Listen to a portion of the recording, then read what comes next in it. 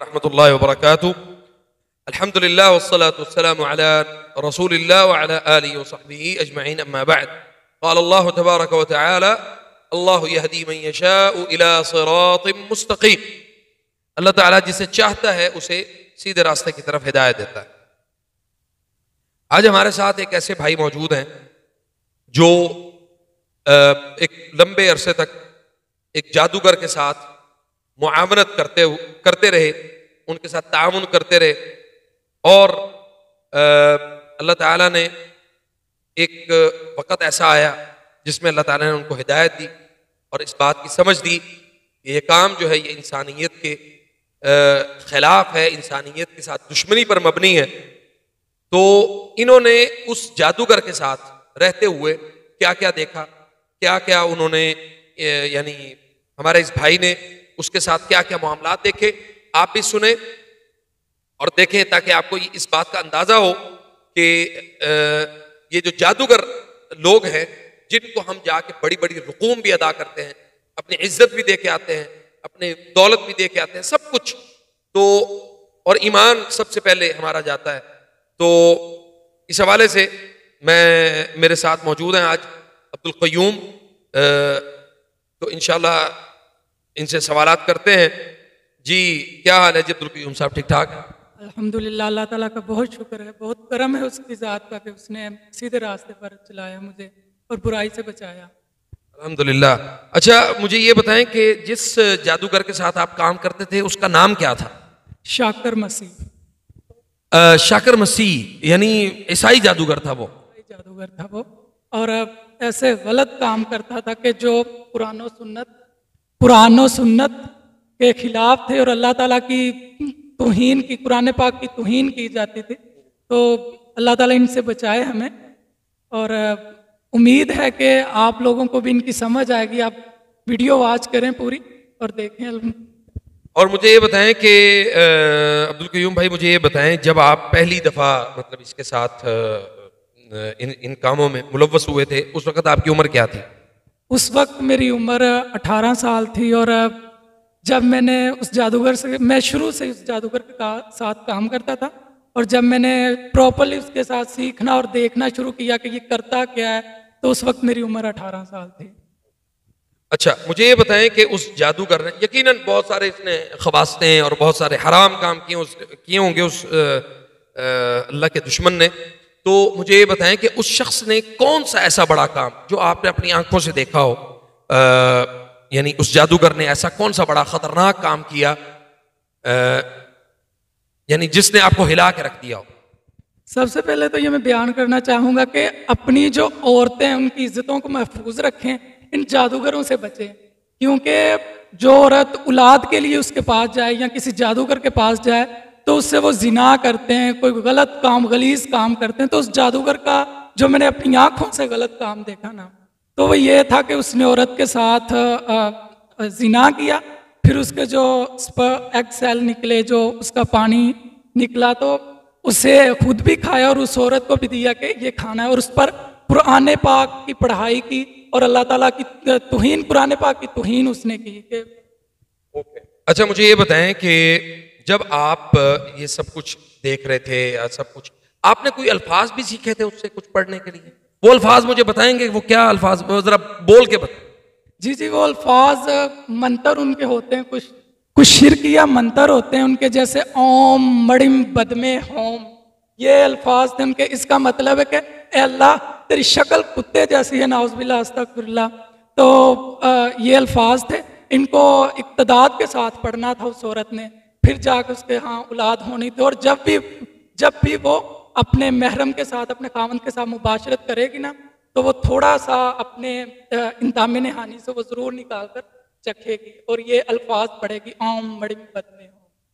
अच्छा, नाऊज़ु बिल्लाहि मिन ज़ालिक, अल्लाह ताला इनकी खबासतों से हमें महफूज फरमाए। अच्छा, मुझे ये बताएं कि अक्सर जादूगर जो हैं वो अल्लाह ताला की तौहीन तो बहुत ज़्यादा करते हैं, क्या आपने अंबिया की और सहाबा इकराम की तौहीन करते हुए भी इन बदबख्तों को देखा है?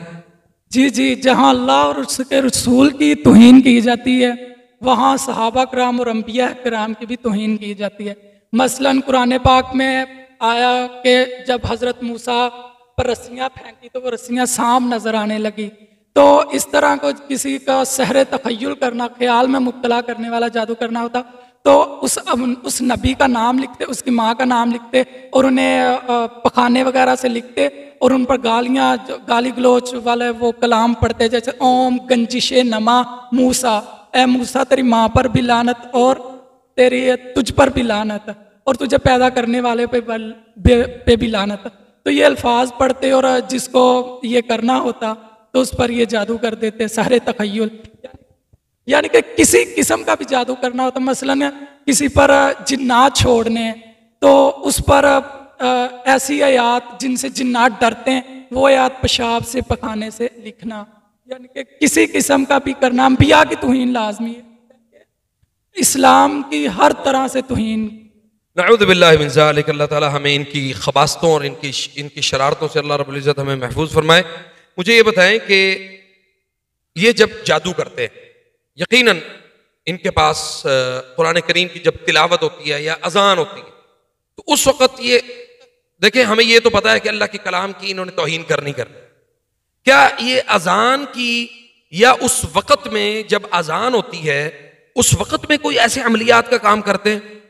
जी हाँ, उस वक्त जब अजान होती है, जहाँ तक अजान की आवाज़ आती है शैतान दूर भाग जाता है। और जादूगर इस वक्त में अजान होती है या कुरान पाक की तिलावत कोई उनके नज़दीक करता है, तो वो उस वक्त में कुछ उनके पास आलात होते हैं वो रख लेते हैं और ऊंची आवाज़ में, यानी कि जितनी आवाज़ अजान की आवाज़ है, यानी कि अजान की आवाज़ अपने कानों तक आ रही है, यानी कि अपने कमरे तक इतने वो शिरकिया अल्फाज पढ़ते हैं जो उनके कानों तक रहें, अजान की आवाज़ ना जाए। अच्छा, मुझे ये बताएं कि आपने सब कुछ देखा, सब कुछ सुना, आपको किस चीज की वजह से आपको ख्याल आया? क्योंकि अक्सर जादूगर जो है वो वापस नहीं पलटते, उनकी वापसी का रास्ता नहीं होता। तो वापसी का रास्ता उनके लिए तब मुमकिन होता है जब वो वो उनको लगता है कि अब हम मरने वाले हैं, हम तौबा कर लें, अल्लाह ताला शायद हमें माफ कर दे। तो अक्सर जादूगर जो है वो बहुत ही भयानक और खतरनाक मौत मरते हैं। जब आपने इन सारी चीजों को तर्क करने का इरादा किया, तो वो कौन सी ऐसी वजह क्या थी कि जिस वजह से आपने इसको तर्क किया, और तर्क करने के बाद आपके साथ क्या क्या मामलात, क्या क्या हालात हुए, वो जरा हमें बताएं।